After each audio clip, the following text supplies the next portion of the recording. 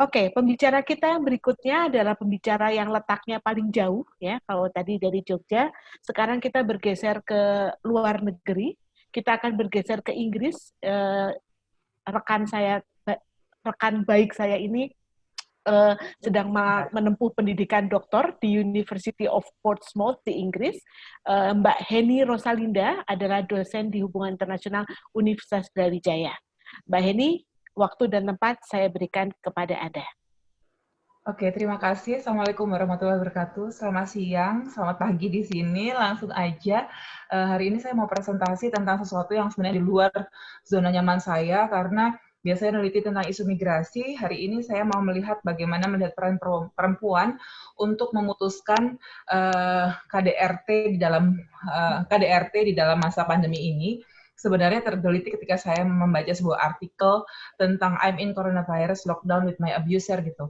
Banyak orang-orang atau perempuan dan anak yang kemudian harus melockdown diri karena mengisolasi diri karena adanya pandemik ini, dan sayangnya mereka adalah korban-korban KDRT. Sebelum adanya pandemi mereka sudah menjadi korban, dan lockdown ini membuat akses mereka untuk melaporkan semakin terbatas dan kondisinya menjadi semakin parah. Next slide please. Ya, nggak panjang lebar sebenarnya, tadi juga Mbak Ayu sudah menjelaskan bahwa pandemi ini membuat kekerasan dalam rumah tangga meningkat sangat tajam gitu. Rata-rata saya lihat 30% kenaikan di beberapa negara KDRT terjadi. Dan di Indonesia ini belum ada satu data berapa persen secara total, tapi kemudian saya melihat di tiap-tiap LSM rata-rata kenaikannya 30-60% kekerasan terjadi di dalam rumah tangga. Oke, berikutnya. Sebenarnya saya tidak melakukan penelitian karena susah untuk melakukan penelitian. Saya lebih banyak melihat referensi dan saya melihat aksi-aksi yang dilakukan yang belum dilakukan di Indonesia, sehingga mungkin ini lebih kepada provokasi saya untuk action research yang bisa kita lakukan ke depannya dengan membandingkan beberapa negara. Memang kita tidak bisa menampik bahwa COVID-19 ini membuat KDRT semakin meningkat. Secara psikologis, memang seseorang yang terlalu lama terisolasi mengalami sebuah kondisi disebut cabin fever, yaitu ketika mereka merasa isolasi ini menyebabkan mereka gelisah, mudah tersinggung, susah berkonsentrasi, depresi, dan sebagainya. Ditambah kemudian tadi Mbak Ayus bilang ada 50% lebih terjadi PHK, banyak orang-orang yang kehilangan pekerjaan, menambah depresi. Sebuah studi dari Keio University di Jepang juga mengatakan bahwa orang susah membedakan untuk memisahkan pekerjaan dengan pekerjaan rumah tangga, ditambah lagi dengan school from home. Orang tua mendapatkan beban tambahan baru menjadi guru untuk anak-anaknya di rumah, sehingga WHO mengakui bahwa COVID-19 ini menyebabkan terjadinya gelombang KDRT yang cukup masif dan berskala global. Dan KDRT ini masalahnya masih selalu dilabelkan dengan kekerasan yang berbentuk fisik. Kadang-kadang kita tidak menyadari bahwa hal-hal yang mengancam perilaku, memaksa, baik secara emosi, ekonomi, psikologi, atau seksual juga merupakan KDRT yang belum secara yang mana perempuan kadang-kadang belum punya determinasi untuk karena itu adalah bentuk kekerasan yang mereka alami. Belum lagi anak yang menjadi bagian dari rumah tangga ketika kekerasan itu dilakukan oleh orang tua laki-laki dan perempuan. Mereka menjadi pihak yang paling rentan juga. Ditambah lagi kekerasan yang terjadi secara online, karena kemudian anak sekarang diekspos untuk menggunakan media online, untuk mengerjakan tugas dan sebagainya. Kadang-kadang di luar kontrol kita, mereka menggunakan untuk hal-hal yang kemudian menyimpang. Berikutnya. Oke, jadi kita memang, sebentar. Ya. Jadi sebenarnya presentasi saya ini adalah tentang bagaimana lockdown ini menyebabkan kondisi domestic violence, dan saya lebih banyak memberikan rekomendasi solusi untuk mendorong perempuan berperan memutuskan untuk mendorong perempuan memutuskan KDRT yang terjadi dan dialaminya. Iya, sebentar ya. Oke, silakan berikutnya. Oke, jadi saya tidak melakukan studi lapangan, tapi lebih kepada menggelitik kita atau melihat solusi yang bisa kita lakukan untuk mengatasi atau untuk mendorong peran perempuan memutus KDRT. Yang pertama, kita memang masih harus menjadikan Iya, sebentar ya. Maaf di sini soalnya sambil ngurus anak.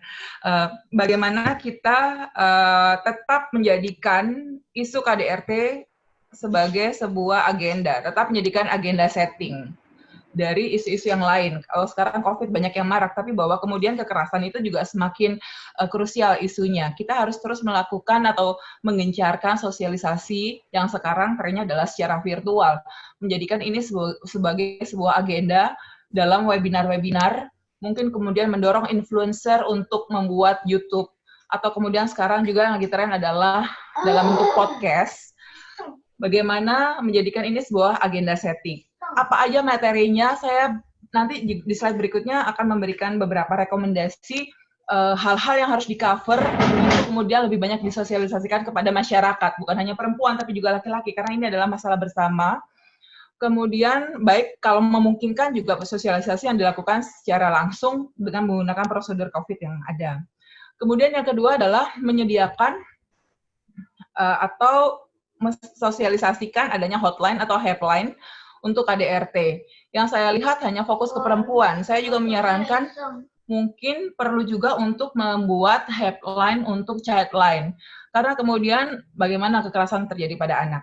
Di beberapa negara maju saya lihat childline itu ada website yang kemudian anak-anak punya akses untuk melaporkan kekerasan yang mereka alami, dibuat dengan cara yang lucu, cara yang mudah, bagaimana anak-anak sendiri juga kemudian punya awareness bahwa kekerasan itu mereka memiliki hak untuk melaporkan itu.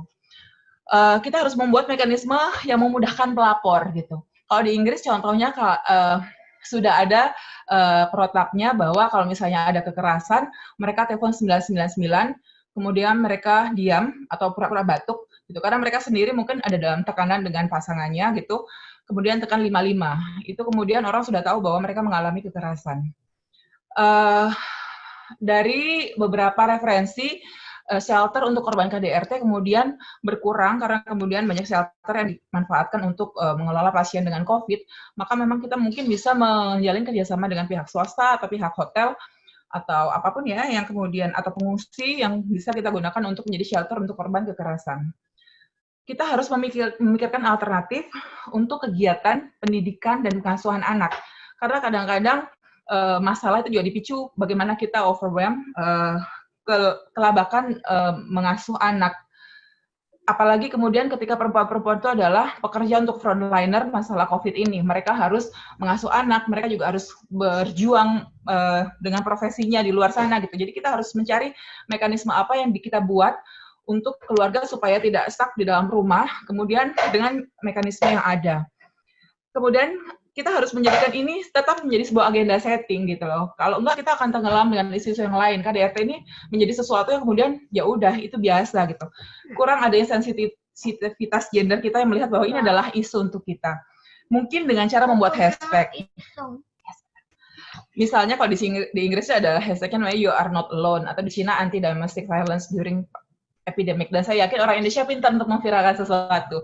Melihat fenomena Lord Didi misalnya. Sesuatu yang dulu nggak tren, kemudian bisa menjadi trending gitu. Nah, sekarang challenge-nya adalah bagaimana kita menjadikan ini tetap sebagai sebuah agenda setting. Membuat aplikasi pelaporan KDRT atau website resmi yang kemudian mudah untuk orang-orang melakukan pelaporan. Mengesahkan RUU penghapusan kekerasan seksual yang sekarang sedang ramai dibicarakan, saya pikir itu urgent untuk dilakukan. Mungkin Bapak Ibu di sini juga bisa ikut mendukung dengan mengisi angket, dan kemudian meningkatkan resiliensi keluarga melalui bantuan usaha, karena tidak dipungkiri bahwa kadang-kadang kekerasan dipicu oleh masalah ekonomi. Oke, berikutnya. Ini adalah beberapa materi yang saya lihat yang mungkin bisa digunakan untuk disosialisasikan, lagi-lagi untuk men-trigger action research yang bisa kita lakukan.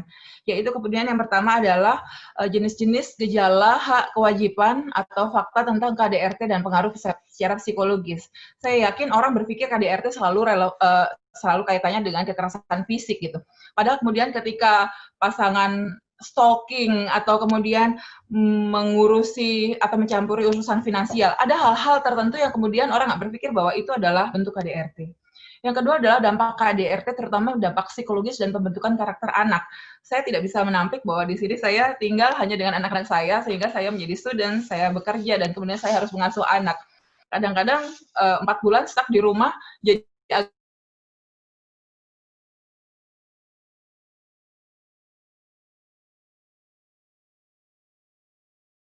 Kok di saya terputus ya? Sama terputus, Mbak. Oh, oke. Memang berarti bukan hanya di saya ya. Oke, Mbak Heni Iya, masih ada terputus di juga. sana? Oke, baik. Terima kasih. Mbak Heni masih ada? Oke, nggak apa-apa. Ini kendala teknis seperti biasa ya.